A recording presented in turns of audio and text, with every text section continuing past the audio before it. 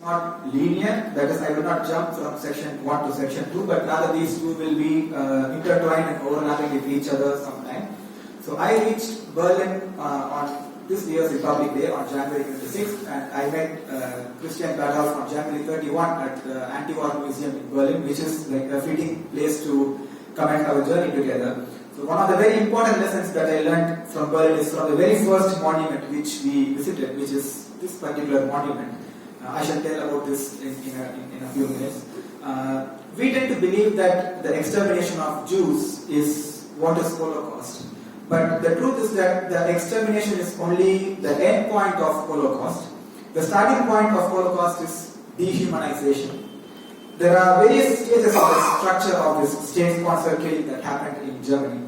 After dehumanization and its scientific and historical justification for dehumanizing them, first the Jews will be branded with a label, and then they were secluded in ghettos, and then in the third step they were grouped together at places what is called as a collection camp. This is one such collection camp which I am showing here.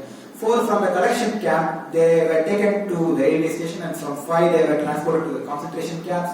And in the concentration camps they had their own set of organized structures to exterminate Jews. So I would like to briefly show some pictures that I took so that there is a visual reference to what I am talking about. And this is the train monument, the very first monument I visited with Christian. This location, which had a former synagogue for Jews, was one of the collection camps in Berlin. And this camp is not located in any far remote corner, but it is very, very close to the central district of Berlin with very vast residential areas surrounding it. Nazis did exercise discretion and secrecy while carrying out the murders, yes, but the segregation of Jews was not at all a secret. People witnessed what happened, but they simply could not realize it as their problem because of the polarization or because of fear, as Professor Klein was saying. Their silence in this case was political. When another human being is persecuted because of their political or cultural identity, our non-reaction to it, our silence to it becomes automatically political. For example, in the case of citizenship, as Dr. Giri mentioned, now NRC in Assam is creating some problems. It is concerning citizenship, which is a political identity. So in this case, our very existence as an Indian citizen becomes political. And therefore, our silence too will become political.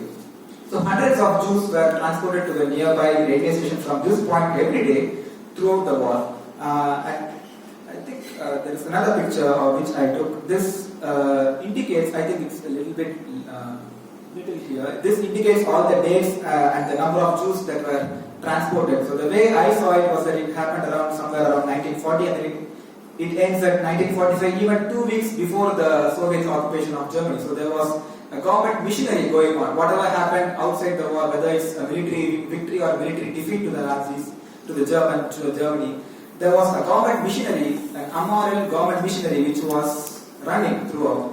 The numbers may vary. Maybe in 1942, 100 Jews or 200 Jews may be gathered per day. And in the end, it's amazing to visualize that some person, a government official in 1945, woke up from his bed, brushed his teeth, and put on his clothes, and then his work was to assemble the Jews at this point, even in 1945. That was a task he was paid to do.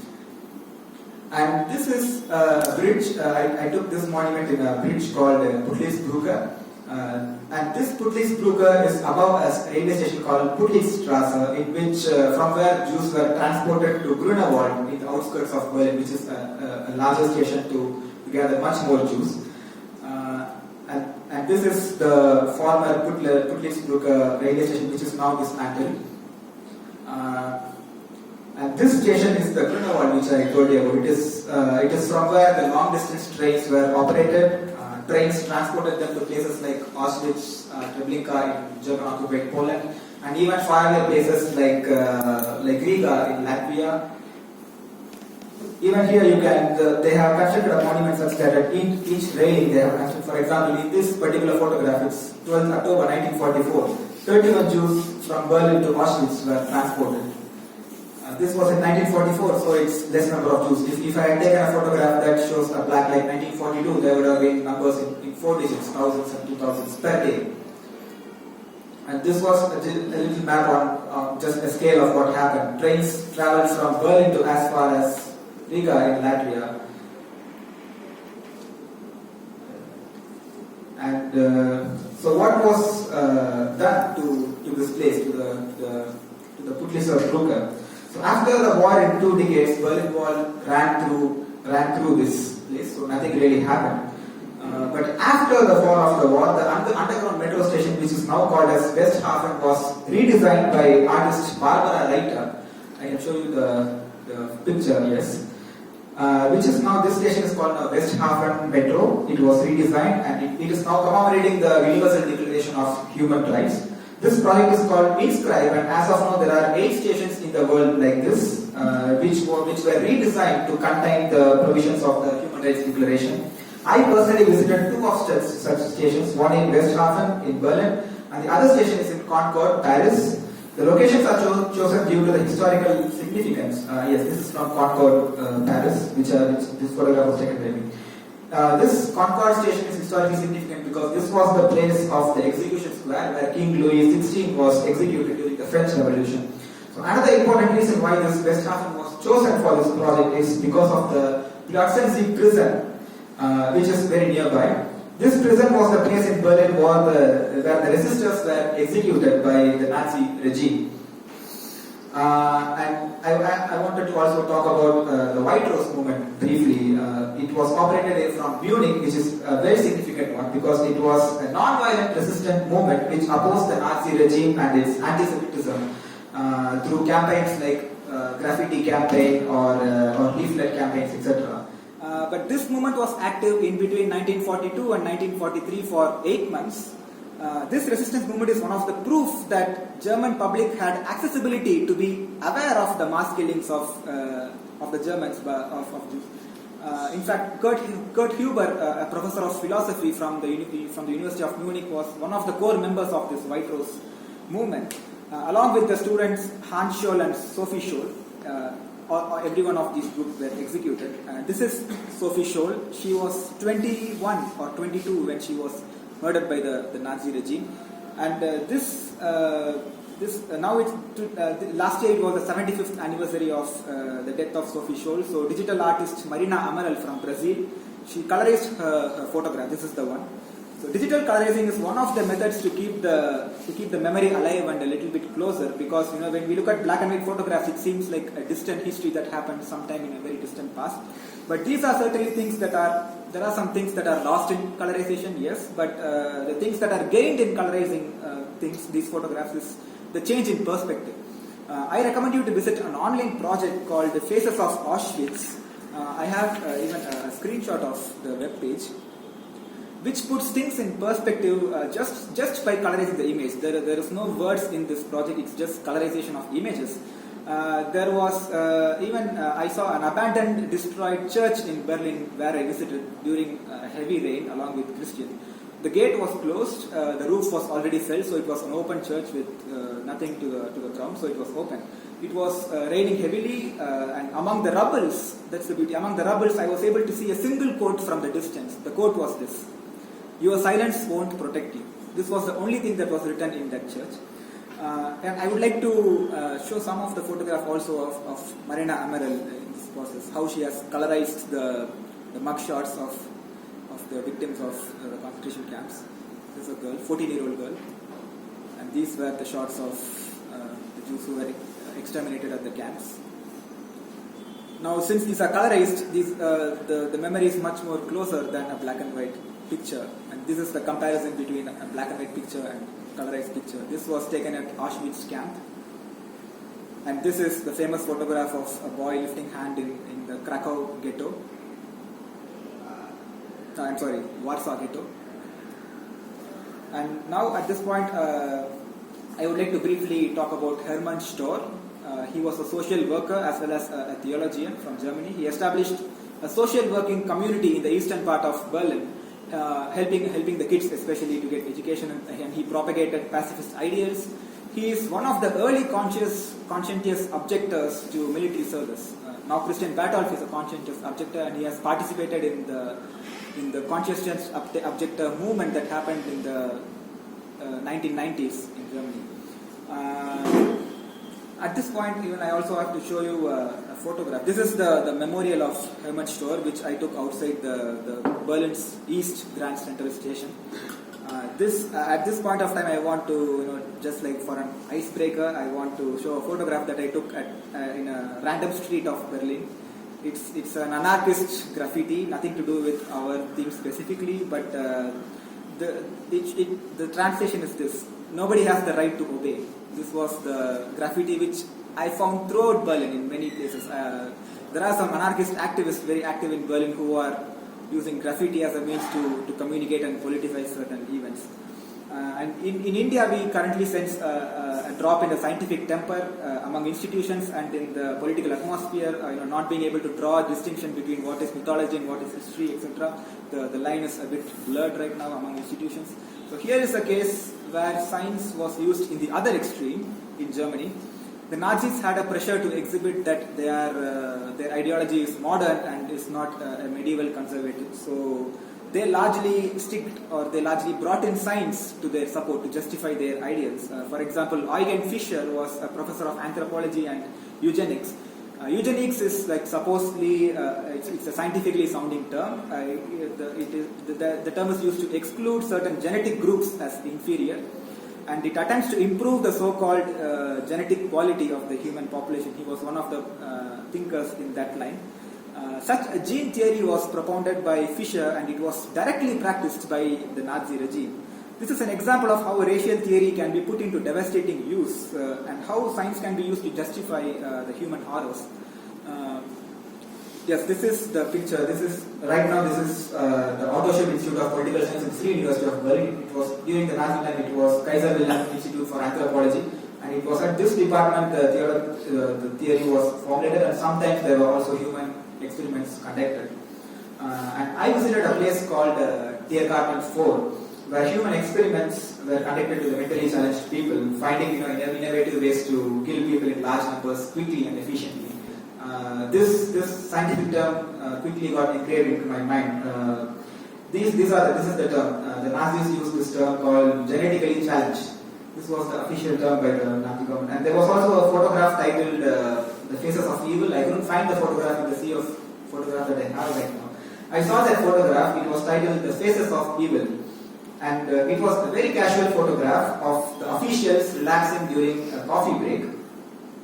That's all. That's the faces of evil. After the break, they would return to their desks, respective seats, and then they start signing the documents that authorizes to kill people. So many people were killed by their pens.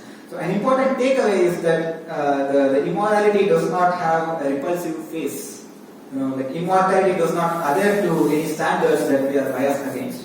Immorality is dynamic and even infused in the things that we are proud of. For example, nationalism, patriotism, that we refuse to see its face. So how does one reconcile this with this?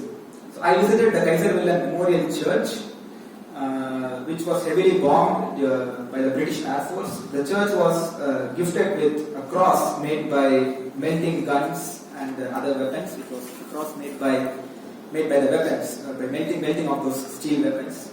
It was gifted by the Church of Coventry in Britain, which was bombed by the German Luftwaffe. So there is a poem in the church which I would like to read to you. I got the poem with me. It was very profound.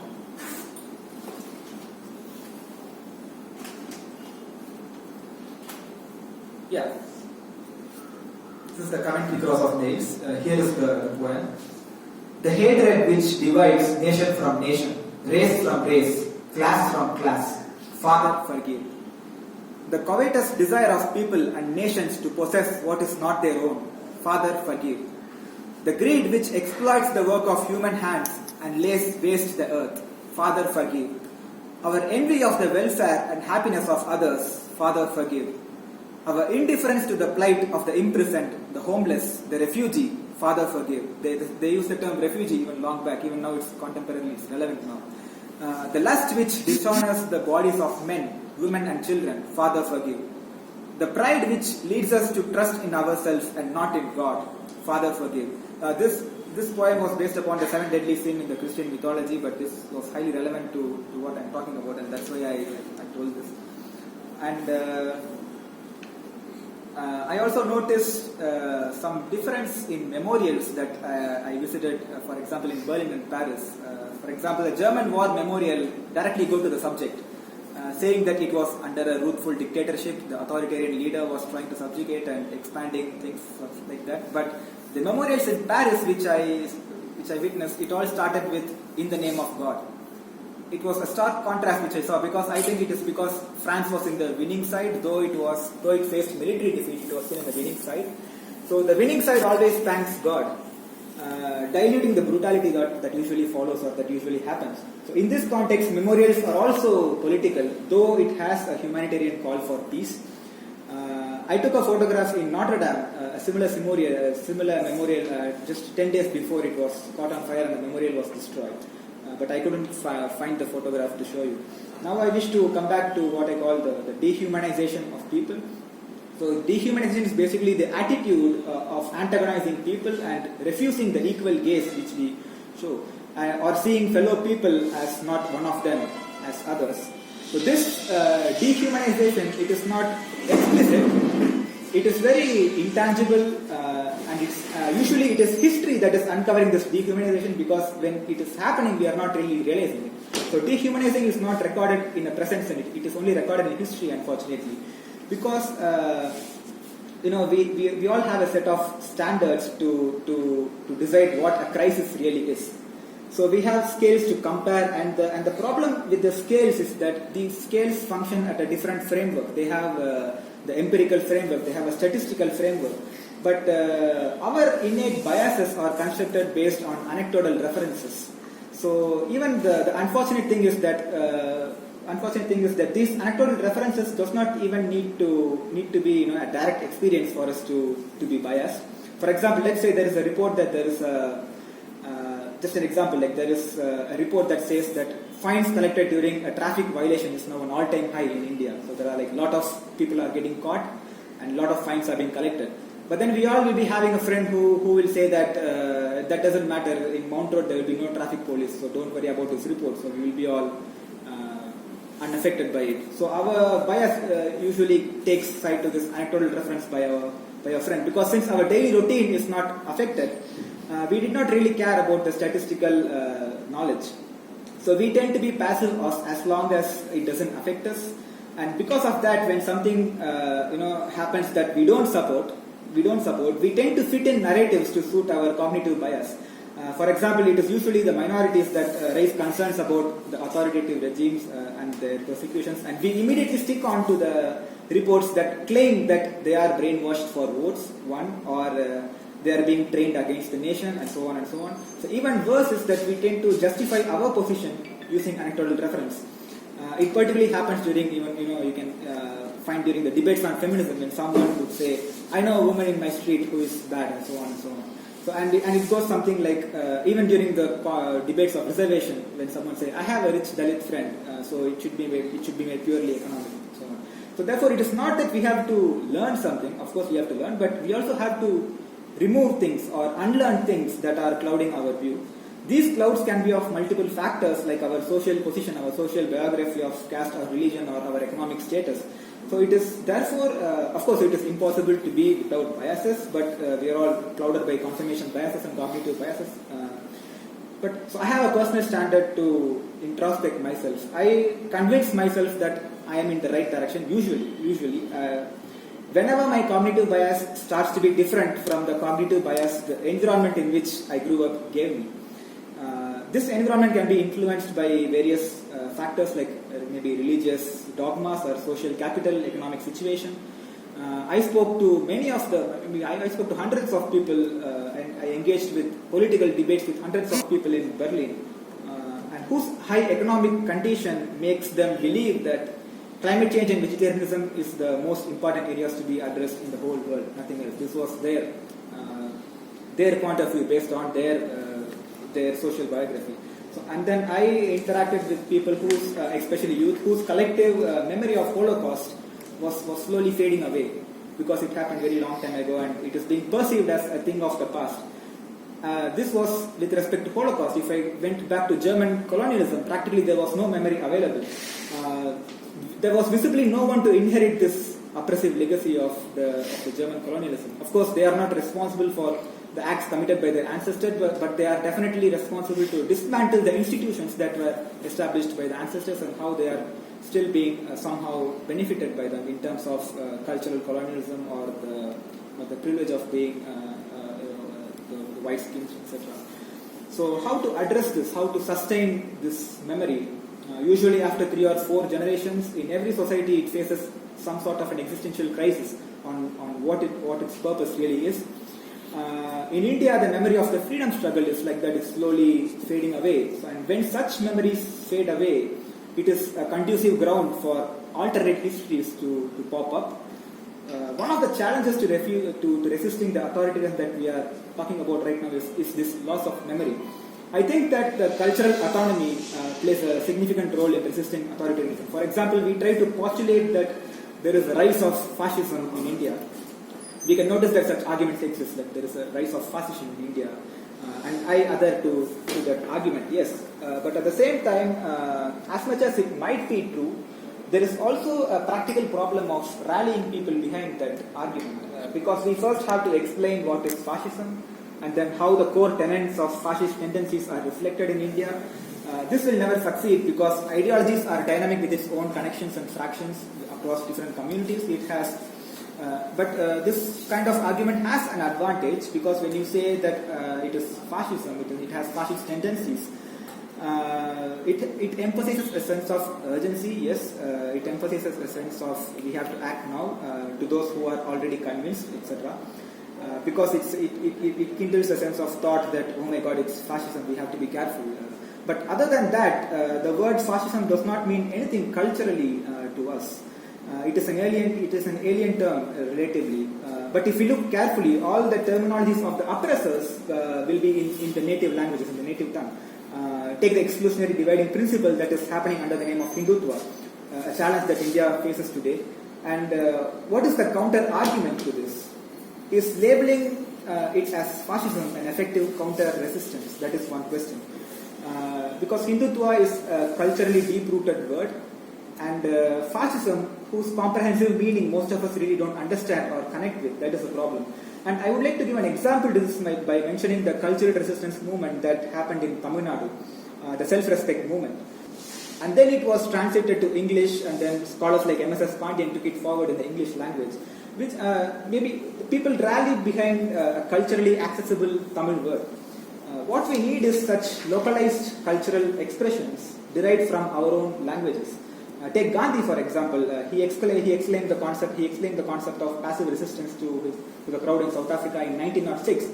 But just within 2 years of his activities, he coined the term satyagraha because his desire to be culturally autonomous. I had many discussions with Christian Bartolf on this, and even Christian Bartolf remarked that Gandhi used 4 important words very, very frequently. One was satyagraha, sarvodaya, swadeshi, and swaraj.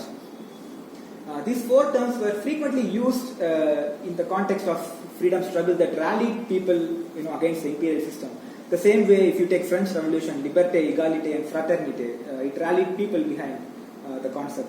And resisting authoritarianism therefore needs local, grounded expressions because the oppressive forces never uses expressions that are relatively alien to its society. And most of the expressions of these oppressive forces, they always tend to assume a neutral language. That is another problem. For example, even in the memorial that I show of Hermann Starr, there is I saw a word called Wehrmacht. Wehrmacht is the name of the German armed forces. The meaning of Wehrmacht is defense forces. But in reality, German military was an offensive force. It's not a defensive force. So such semantic viewpoints need to take the foreground and challenge the language of the authoritarian system is what I feel.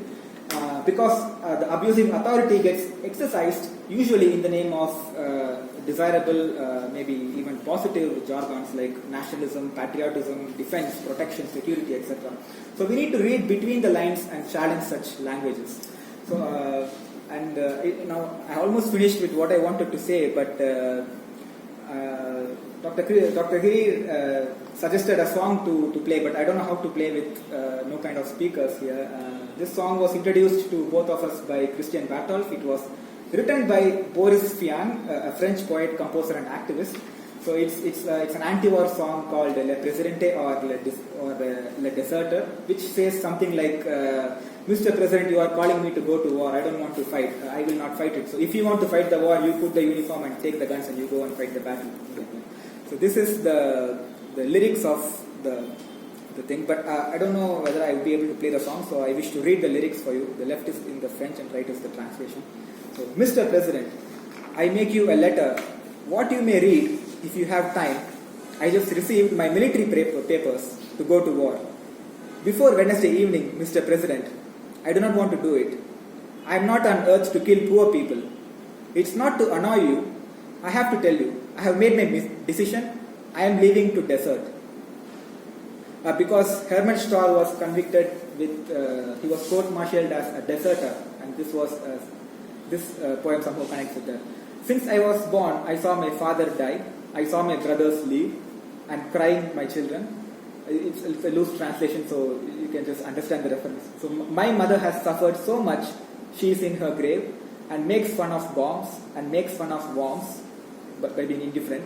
When I was a prisoner, I was robbed of my wife. They stole my soul and all my dear past. Tomorrow morning, I will close my door. In the nose of dead years, I will go on the paths. I will beg my life on the roads of France, from Brittany to Provence, and I will tell people, refuse to obey, refuse to do it, do not go to war, refuse to leave. If you refuse to leave, if you have to give blood, go give yours. You are a good apostle, Mr. President. If you chase me, notify your gendarmes. Gendarmes was a French paramilitary unit. Notify your gendarmes that I will not have weapons and that they will be able to draw. Thank you very much.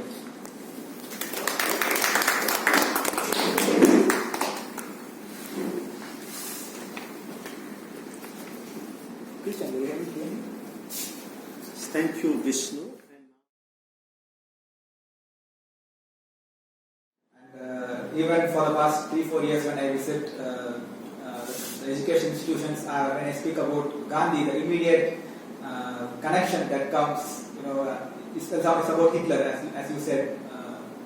Of course, one reason is that there is no direct connectivity towards the memory of what Hitler did, and at the same time, it's also about how it's also about what we really want from the government.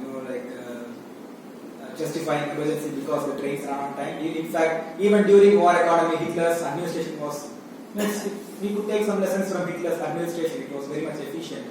But at the end of the day, who were the beneficiaries? And it's also a bit complex because the institutions of the current democracy were not created in 1947 or in any country or any case. It was gradually built and it was inherited. For example, the concept of rupee, it has lineages that goes up to Sher Shah in 16th century. The Mansabdari system that was brought by Akbar, and the land revenue reforms that were brought by the British government were also they were influenced by Akbar's reforms. So the current democratic institutions are not necessarily created under the authority of this democratic setup. So we need to have our priorities straight on what we really want.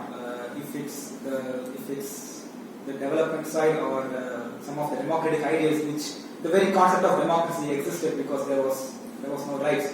So we need to give some priorities on that. And especially coming to Hitler, I think in India it became relevant because of a bunch of thoughts by Goldwalker, where he openly endorsed Hitler's ideas, and the meeting between Bose and Hitler and all these things contribute, yes.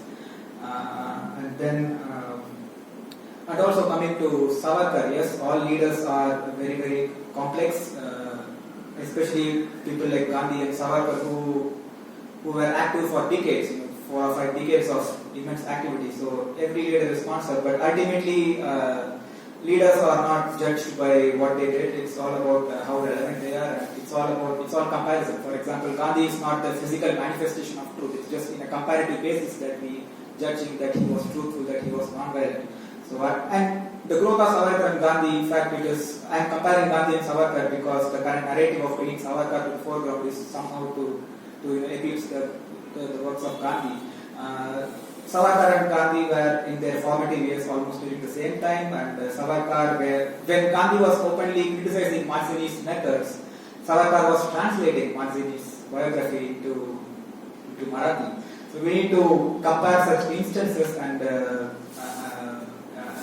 come to a standpoint on what we really prefer and what we really learn from this comparison. This is what I thought. And if you read Ashish Nandi's extensive works on the comparison of Godse and Savarkar, he uncovers that, and even the approaches between Gandhi and Savarkar in the cases of Hindu-Muslim communal riots is different. So we need to have certain kind of priorities as to which side we take. Of course, it doesn't mean that we have to completely antagonize or vilify Savarkar, but it's just that what is necessary and what is not in the national discourse.